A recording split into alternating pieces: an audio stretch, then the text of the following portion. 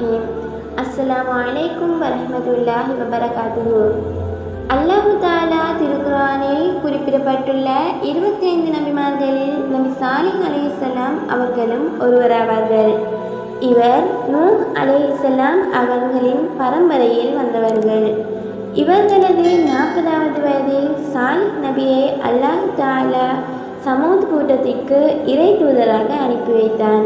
சமூத் கூட்டத்தினர் மலைகளை குடைத்து அதில் வீடுகளை உருவாக்கி வாழ்ந்து வந்தார்கள். இந்த மக்கள் வசித்த பகுதியில் கடலோ குளமோ எதுவுமே இல்லை. எனவே ஒரு பெரிய கிணற்றை தோண்டி அதில் எல்லோரும் தண்ணீர் எடுத்து வாழ்ந்து வந்தார்கள். இந்த மக்கள் அல்லாஹ்வுக்கு மாறு செய்து சிலைகளை வணங்கி வந்தார்கள். சிலைகளை வணங்குவதில் மிகவும் நம்பிக்கையோடு இருந்தார்கள். அம்மக்களுடைய தலைவர்களும் கூட சிலை வழிபாடுகளில் தான் ஈடுபட்டு கொண்டிருந்தார்கள். அந்த தலைவர்கள் மக்களுக்கும் சிலைகளை வணங்குமாறு கட்டளையிட்டார்கள். மேலும் அல்லாஹ்வை வணங்கும் மக்களை அடித்து கொடுமைப்படுத்தினார்கள். சாலிஹ் அலைஹிஸ்ஸலாம் அவர்கள் சிலைகளை வணங்கிய மக்களை திருத்துவதற்காக அனுப்பப்பட்டார்கள். சாலிஹ் நபி அல்லாஹ்வை தவிர வேறு யாருக்கும் அஞ்ச மாட்டார்கள். யாருக்குமே பயப்படாமல் அல்லாஹ்வை வணங்கி வந்தார்கள். சாலிஹ் அலைஹிஸ்ஸலாம் அவர்களின் நற்குணத்தின் காரணமாக மக்கள் அனைவரும் அவர் மீது மரியாதை வைத்திருந்தார்கள். சிலை வழிபாடுகளில் ஈடுபட்டு கொண்டிருந்த அம்மக்களை திருத்துவதற்காக முயற்சி செய்தார்கள். அம்மக்களிடம், நீங்கள் சிலைகளை வணங்காதீர்கள், அல்லாஹ்வை வணங்குங்கள், அல்லாஹ்வை தவிர வேறு இறைவன் கிடையாது என்று மக்களுக்கு அறிவுரை கூறினார்கள். ஆனால் அம்மக்கள் சாலிஹ் நபியிடம், எங்களுக்கு உங்களை பிடிக்கும், நாங்கள் உங்களை தலைவர் ஆக்கலாம் என்று நினைச்சிட்டு இருந்தோம். ஆனால் நீங்கள் எங்கள் கடவுளையே வணங்க வேண்டாம் என்று சொல்கிறீர்கள். எங்கள் முன்னோர்களும் நாங்களும் வணங்கி வந்த இந்த கடவுளை எப்படி நாங்கள் வணங்காமல் இருக்க முடியும் என்று கேட்டார்கள். மேலும், எங்களுடைய கடவுளை நீங்கள் நம்பாவிட்டால் இங்கிருந்து எங்கேயாவது போய்விடுங்க என்றும் சொன்னார்கள். தொடர்ந்தும் சாலிஹ் நபி அவர்கள் மக்களை இஸ்லாத்தின் பக்கம் அழைக்க முயற்சி செய்து கொண்டே இருந்தார்கள். இதேபோல் ஒரு நாள் மக்களிடம் அறிவுரை கூறும்போது அம்மக்கள் சாலிஹ் நபியிடம், எதற்காக நாங்கள் அல்லாஹ்வை வணங்கணும் என்று கேட்டார்கள். அதற்கு சாலிஹ் நபி அவர்கள், அல்லாஹ் தான் உங்களை படைத்தான். சூரியன், சந்திரன், மலைகள் என நீங்கள் காணக்கூடிய அனைத்தையும் படைத்தான். உங்களுக்கு தேவையான அனைத்தையும் கொடுத்தான் என்று சொன்னார்கள். அதற்கு அத்தலைவர்களில் ஒருவர், நீங்கள் சொல்வது உண்மையாக இருந்தால் எங்களுக்கு ஒரு அத்தாட்சியை காட்டுங்கள் என்று ஒரு பாறையை காட்டி, இதிலிருந்து ஒரு பெண் ஒட்டகம் வெளிப்பட வேண்டும். அந்த ஒட்டகம் கர்ப்பமுடையதாகவும் கனமுள்ளதாகவும் இருக்க வேண்டும் என்று கூறிக்கொண்டே அம்மக்கள் அனைவரும் சிரித்தார்கள். அதற்கு சாலிஹ் நபி அவர்கள் மக்களை நோக்கி, நீங்கள் சொல்வதெல்லாம் நடந்தால் சிலைகளை வணங்குவதை விட்டுவிட்டு அல்லாஹ்வை வணங்குகிறீர்களா என்று கேட்டார்கள். அதற்கு அம்மக்கள், நடந்தால் நிச்சயமாக நாங்கள் இஸ்லாத்தை ஏற்றுக்கொள்கிறோம் என்று சொன்னார்கள். சாலிஹ் நபி அவர்களும் அம்மக்களின் கோரிக்கைகளை நிறைவேற்றும்படி அல்லாஹ் தஆலாவிடத்தில் துஆ செய்தார்கள். உடனே அங்கு ஒரு அதிசயம் நடந்தது.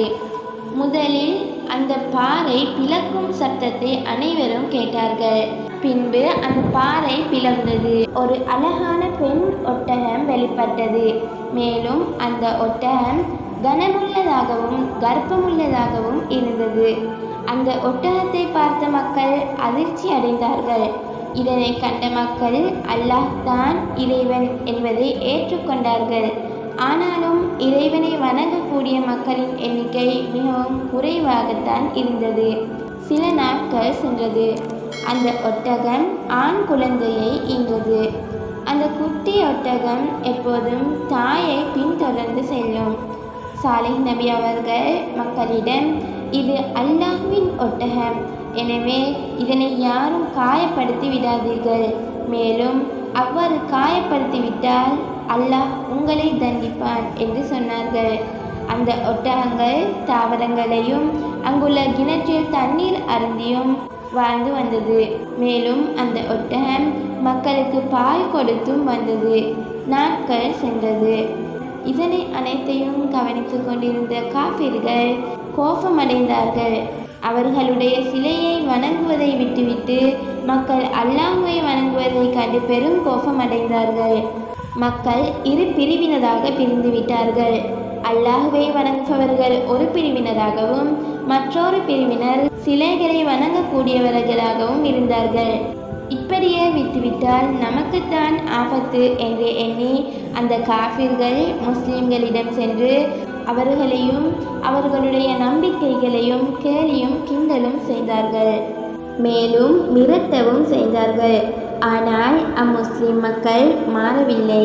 இஸ்லாத்தில் உறுதியாக நின்றார்கள். பின்பு அந்த காஃபிர்கள் கோபம் கொண்டு அந்த ஒட்டகத்தை கொலை செய்து விடுவோம் என்று திட்டம் தீட்டினார்கள். மேலும் ஒரு நாள் இரவில் ஒட்டகத்தை கொன்றுவிட்டு மிகவும் சந்தோஷமாக ஆடிப்பாடி கொண்டிருந்தார்கள் அந்த காஃபிர்கள். இதனை கண்ட சாலிஹ் நபி மிகவும் வேதனை அடைந்தார்கள். பின்பு அந்த காஃபிர்களை பார்த்து, இன்னும் 3 நாட்கள் தான் உள்ளன, உங்கள் தண்டனையை எதிர்பாருங்கள் என்று எச்சரித்தார்கள். அதற்கு அந்த காஃபிர்கள், எதற்கு 3 நாள், இப்போதே தண்டனையை அனுப்ப சொல்லுங்க என்று கேலி செய்தார்கள். மேலும் சாலிஹ் அலைஹிஸ்ஸலாம் அவர்களையும் கொலை செய்வதற்கான சூழ்ச்சிகளை செய்தார்கள். ஆனால் அல்லாஹ் தஆலா சாலிஹ் நபியையும் முஸ்லிம்களையும் காப்பாற்றினான். மேலும் சாலிஹ் நபி அவர்களும் முஸ்லிம்களும் அந்த இடத்தை விட்டுவிட்டு வேறு இடத்திற்கு குடிபெயர்ந்து விட்டார்கள். பின்பு சாலிஹ் நபி கூறியபடி அவர்கள் கூறிய 3வது நாளிலே வேதனை இறங்கியது. கடும் இடிச்சத்தம் ஏற்பட்டு பின்பு பூகம்பம் ஏற்பட்டு வீடுகள் இடிந்து காஃபிர்கள் அனைவரும் அழிந்தார்கள். அனைத்து காஃபிர்களுமே இறந்து போனார்கள். இந்த மக்கள் ஆபத்து வரக்கூடாது என்று மலைகளை குடைந்து வீடு கட்டினார்கள். ஆனால் அல்லாஹ்வின் பார்வையில் இருந்து இவர்கள் தப்பிக்கவில்லை. இவ்வாறு அல்லாஹ் தஆலா சமூத் மக்களை அழித்தான். ஐநூற்றிப்ளிங்ஸ் 123 யூடியூப் சேனல் வழங்கும் ரமலான் வினா விடை போட்டி நிகழ்ச்சி. வினா இலக்கம் 14. இறைவனை நம்புவதற்காக அத்தாட்சியாக மக்களுக்கு அல்லாஹ் எந்த மிருகத்தை வெளிப்படுத்தினார்? நபி சாலிஹ் அலைஹிஸ்ஸலாம் அவர்கள் எந்த சமுதாயத்திற்கு இறை தூதராக அனுப்பப்பட்டார்கள்? இதற்கான சரியான விடையை இன்று இரவு 9 மணிக்கு முன்னர் உங்கள் பெயர், வயது, ஊர் மற்றும் பதிவு எண் என்பவற்றை குறிப்பிட்டு இதிலுள்ள தொலைபேசி இலக்கத்திற்கு வாட்ஸ்அப் மூலம் அனுப்பி வையுங்கள்.